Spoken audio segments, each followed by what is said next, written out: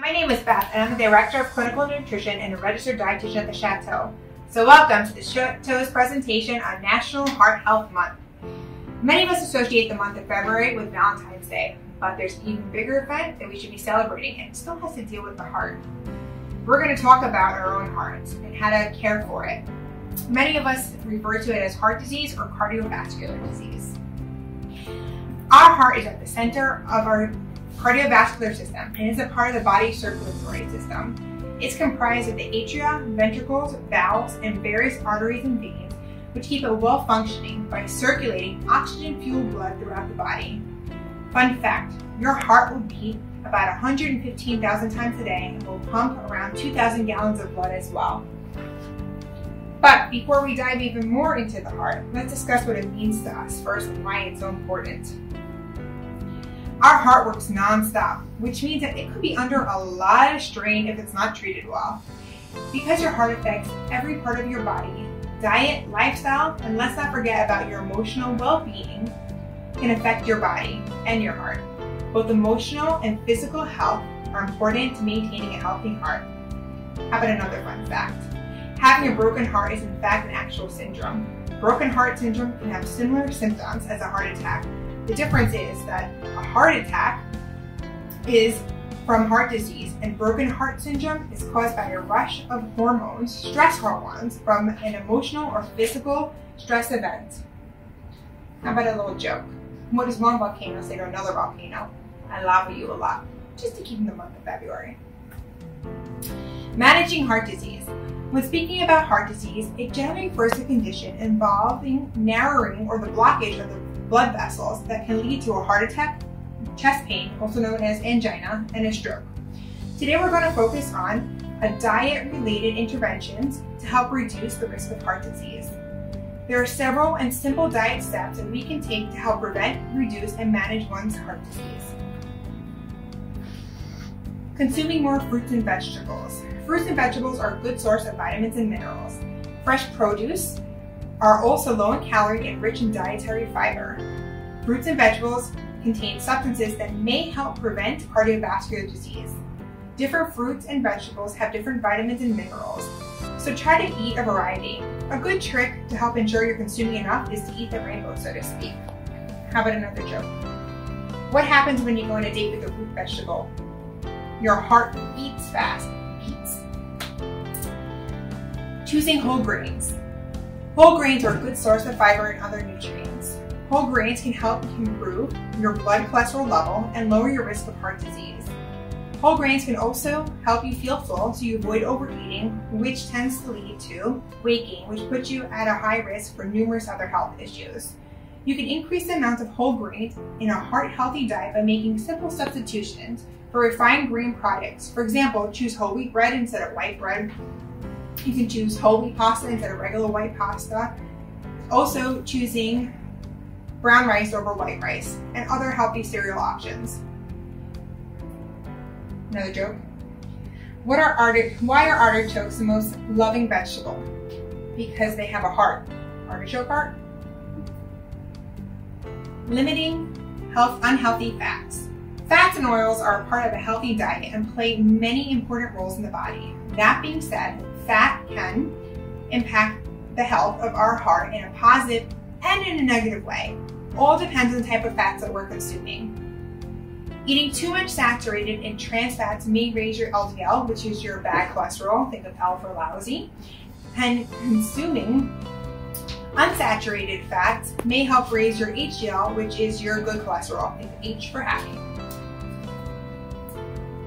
While saturated fats typically aren't good for you, there are several types of saturated fats that are quite healthy when consumed in moderation, but that's for another lecture. Some saturated fats include beef, poultry skin, processed deli meats, butters, tropical oils, and processed desserts, and full-fat dairy products. Unsaturated fats, which will help raise, again, remember your H for happy, HDL cholesterol, are olive oil, avocado, nuts, flax seeds, seed oil, and omega-3 fatty acid-rich foods such as salmon, sardines, and walnuts. Limiting sugar intake. So sugar in your diet can be naturally occurring or it could be added. So naturally occurring sugars in your food are found in fruits and milk. Added sugars are sugars and/or syrups that are put in during the process, during preparation, processing, or added at the table. Added sugars don't provide any nutrients whatsoever, but they definitely provide extra calories, which again can lead to excess weight, which puts you at a greater risk of heart disease. Major sources of added sugar are typically found in people's diets are in sugary beverages, chocolate, candy, baked goods, cereal, ice creams. Added sugars can also hide in foods that we think are healthy, such as yogurt, granola, protein bars, pasta sauce, salad dressings, and pretty much all other condiments. That's why reading food labels is extremely important. How about another joke? If someone steals your heart, do they get cardiac arrested? Reduce the amount of sodium in your diet. Eating a lot of sodium can increase your blood pressure, which can increase your risk for heart disease, heart attack, stroke, and other heart-related problems. Reducing sodium is a key component of maintaining a heart-healthy diet.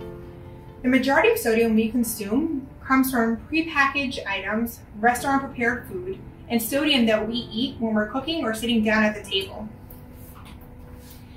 To limit one's sodium intake, you can read food labels, aim to consume around even less than 2,300 milligrams a day of sodium. And if you already have high blood pressure, you want to limit your sodium intake to 1,500 milligrams or even less. Keep in mind that there is a certain amount of sodium that's found naturally occurring in foods, just like with sugar. Also, to help reduce the amount of sodium in your diet, use fresh herbs and vegetables. Your fresh herbs. They can be either fresh or dried, and spices instead of salt when cooking. Herbs and spices will add flavor to your food without the extra salt. When buying canned food items, choose the ones that are labeled no salt or low sodium added. A pro tip that you can drain and rinse extra sodium off prepared or canned foods before cooking it, especially with beans. Another tip to help prevent excess sodium intake is not to even have it at tableside. Out of sight, out of mind. Here are some simple steps that we already discussed that you can take to help improve your heart health. Choose whole grain bread instead of white bread or other whole grain items instead of refined grains. Have a piece of fruit instead of a candy bar. It's nature's candy. Try to consume at least 5 servings of fruits and vegetables. You don't have to do it all at once, but slowly build up to it. Switch from 2% or whole milk to 1% or low-fat milk. Instead of meat, try having some fish and using some olive oil and grill it or broil it. Remember that olive oil is going to raise your HDL levels, which is your good cholesterol. Switch from butter to a cholesterol-lowering spread. And again, use olive oil or canola oil for cooking. Use herbs, be it fresh or dried, and spices instead of salt to add flavor to your food. And you can also modify your food recipe to swap out lower calorie items for higher calorie ones. Here's another fun fact. Laughing is good for your heart. It reduces stress and gives a boost to your immune system. Be kind to yourself. Remember that Rome wasn't built in a day. Start with some of these small, simple changes. We're human, which means that we inherently are not perfect and we don't have to do it all at once. Making 1, 2, or even 3 of these changes discussed, you and your physician will see the changes that you're working for. And over time, you'll see these big changes. Small little steps make a big difference. Again, remember, self-care and self-love is an important part of the process. And when better to start doing this than during the month celebrating the heart. Thank you.